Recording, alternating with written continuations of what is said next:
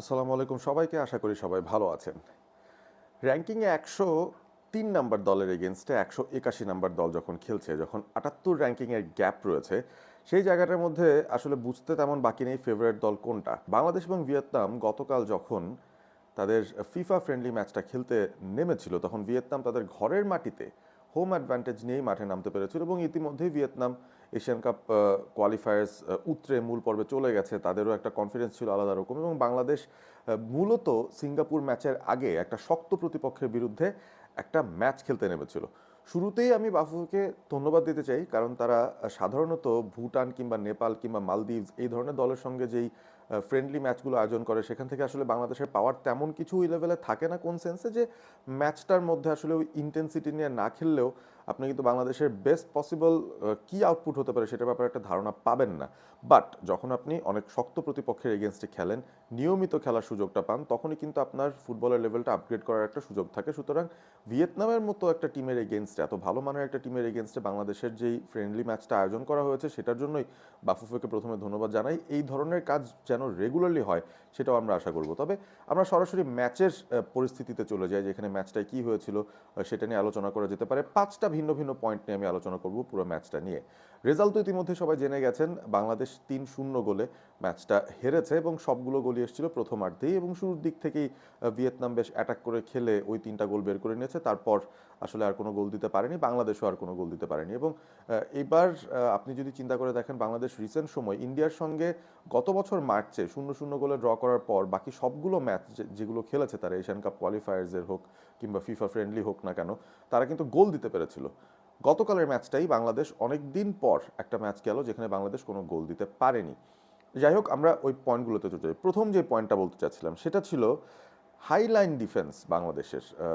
অন্যরকম একটা পন্থায় বাংলাদেশ আজকে গিয়েছিল। ডেফিনেটলি তারা বুঝতে পেরেছিল যে মাঠটাকে ছোট করে আনার একটা চিন্তা ভাবনা করতে হবে, কারণ ভিয়েতনামের এগেনস্টে আপনি যদি ডিফেন্ডারদের সামনে বড় বড় স্পেস রেখে দেন, সেখানেও কিন্তু বাংলাদেশের বিপদ হতে পারে এবং ম্যাচের নিয়ন্ত্রণটা হয়তো হাতের মধ্যে থাকবে না। সুতরাং বাংলাদেশ হাইলাইনে গিয়েছে, উপর থেকে প্রেস করার চিন্তাভাবনা তাদের ছিল এবং স্টার্টিং লাইন আপে যখন তারা মিরাজুলের মতো ফুটবলারদের নামাচ্ছে, ফাহিমদের মতো ফুটবলারদের, ফাহমিদুলের মতো ফুটবলারদের নামিয়ে দিয়েছে, সমিত সোমকে নামিয়েছে তারা স্টার্টিং 11-এ, তখনই বোঝা যাচ্ছিল যে ফ্রন্ট প্রেসটাই বাংলাদেশ করতে চায় এবং সেখান থেকে বলটা যদি রিট্রিভ করা যায়, সেখান থেকে হয়তো অপোনেন্টকে একটু সমস্যায় তারা ফেলতে পারবে, এরকম একটা চিন্তাভাবনা ছিল। কোনোভাবেই বাংলাদেশ পার্ক দ্য বাস সিস্টেমে বা একদম ন্যারো ব্লক ডিফেন্সিভ ব্লকে বসে থেকে ম্যাচটা শেষ করবে শুরু থেকে, কিন্তু এরকম ব্যাপারটা মনে হয়নি। এটা একটা পজিটিভ দিক। তবে প্রবলেমটা হচ্ছে বাংলাদেশ আসলে এই হাইলাইন ডিফেন্সটার কারণেই তারা কিন্তু গোল খেয়েছে। এবং সেকেন্ড যে গোলটা আপনার মনে থাকার কথা, সেখানে একটা হাইলাইন ডিফেন্সিভ মার্কিং নিয়ে বাংলাদেশ গিয়েছিল, একটা ফ্রি কিক এসেছিল। সেই ফ্রি কিকটা তারা ডিফেন্ড করার জন্য ডি বক্সের অনেক বাইরে বা পেনাল্টি এরিয়ার অনেক বাইরে থেকে তারা তাদের সব প্লেয়ারদের রেখেছে। তবে একজন ডিফেন্ডার তিনি আসলে অনসাইড মার্ক করে ফেলেছিলেন এবং তিনজন ভিয়েতনামের প্লেয়ার তারা কিন্তু অনসাইডে ছিলেন এবং সেখান থেকে একজন বলটা হেডার দিয়ে গোলটা পেয়ে গেছেন।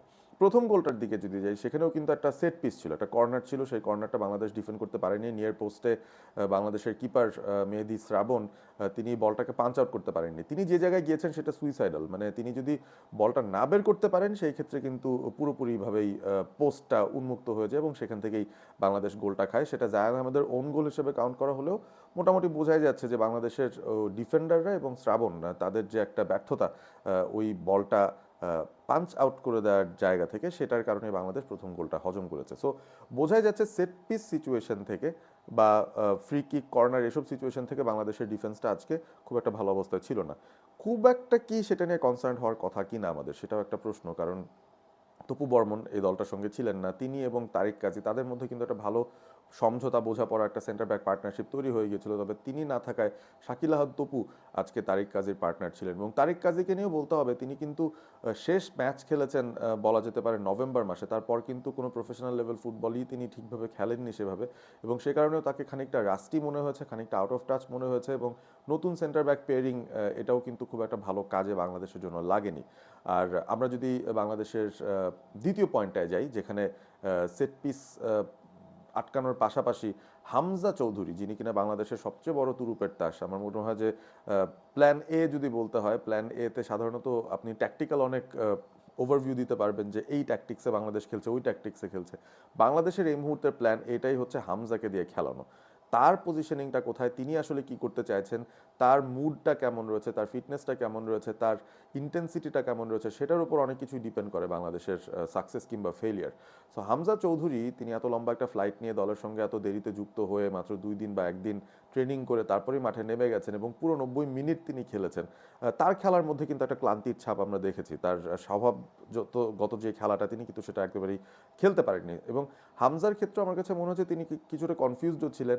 দুই সেন্টার ব্যাকের মাঝখানে অনেক সময় তৃতীয় সেন্টার ব্যাক হিসেবে হামজা অনেক নিচে নেমে এসে বিল্ড আপ প্লেতে সাহায্য করার চেষ্টা করছিলেন কিংবা ডিফেন্ড করার চেষ্টা করছিলেন।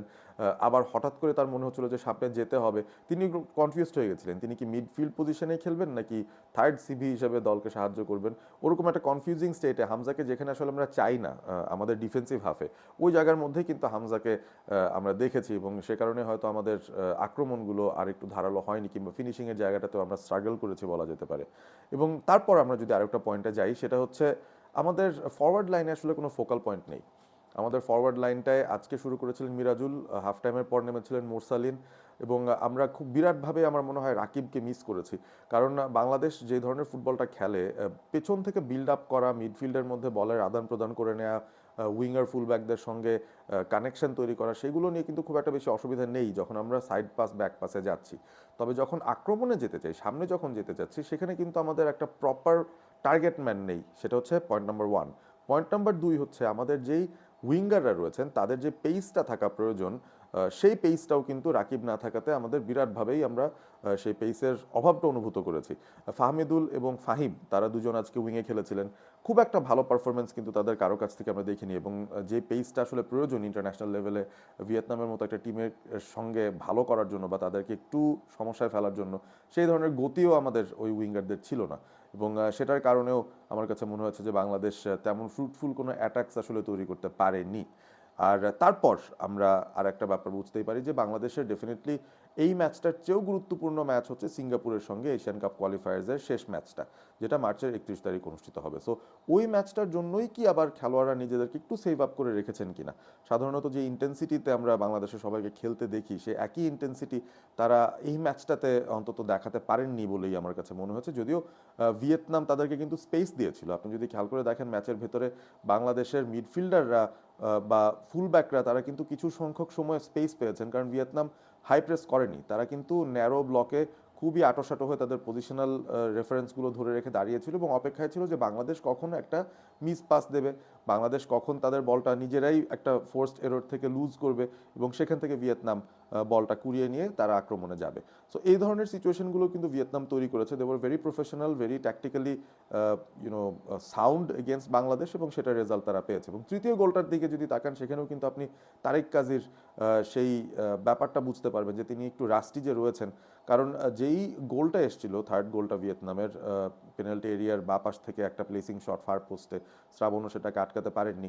ভেরি গুড ফিনিশ, খুব ভালো একটা বটম কর্নার ফিনিশ হয়েছে। তবে তারিক কাজী এই বলটা আসলে আটকাতে পারতেন, আর একটু অ্যাজাইল হলে বলটা কিন্তু ব্লক করা পসিবল ছিল, সেটাও কিন্তু তিনি ব্লক করতে পারেননি। সো বাংলাদেশ যে গোলগুলো খেয়েছে সেগুলো নিয়ে খুব বেশি কমপ্লেন নেই, বাট বাংলাদেশের সবচেয়ে বড় ভয়ের জায়গা যেটা, সেটা হচ্ছে আমাদের ফরওয়ার্ড লাইনটায় কোনো ফোকাল পয়েন্ট আমরা দেখছি না। এবং সিঙ্গাপুরের এগেনস্টে ডেফিনেটলি ভিয়েতনামের লেভেলের ফুটবল হয়তো সিঙ্গাপুর খেলে না। তাদের এগেনস্টে আমরা ফার্স্ট যে ম্যাচটা খেলেছি সেই ম্যাচটা হারলেও আমাদের কম্পিটিটিভ নেচারটা দেখতে পেরেছিলাম আমরা। সো দেখা যাক বাংলাদেশ সিঙ্গাপুরের সঙ্গে আসলে কেমন করে, কি কি পরিবর্তন আসে। আই এম গেসিং যে গোলকিপিং পজিশনটায় মিতুল মার্মা হয়তো ব্যাক করবেন। এটাও আমি গেস করতে পারি যে মিরাজুলকে নিয়ে যেই চিন্তা ভাবনাটা করা হয়েছিল যে তিনি ফরওয়ার্ড লাইনটা লিড করবেন, সেই ব্যাপারটা থেকে হয়তো বাংলাদেশ একটু পিছিয়ে আসতে পারে।